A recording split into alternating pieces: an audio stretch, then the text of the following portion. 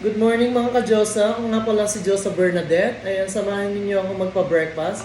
Meron na po akong na-toast dito na cinnamon toast. At meron po tayong sausage ulit, sausage and bacon. Medyo nasunog lang yung bacon ko, sorry naman.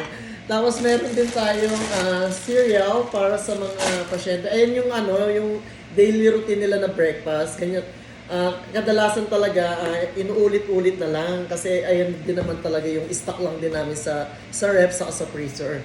Ayan, lagyan lang natin ng chocolate syrup yung cinnamon toast.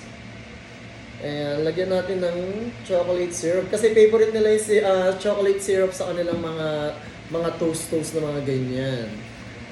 Tapos iyan ang ating sausage. Bigyan natin sila ng tagtatatlong sausage.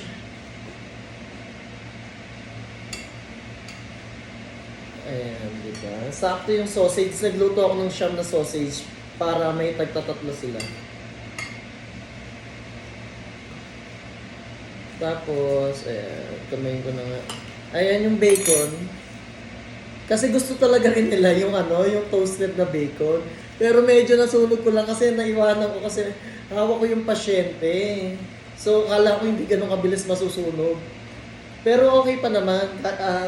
Pwede pa siyang kainin. Masarap pa rin naman siya. Hindi siya ganun kapait or ano. Ayan, kain tayo para tikman natin, di ba? Yummy!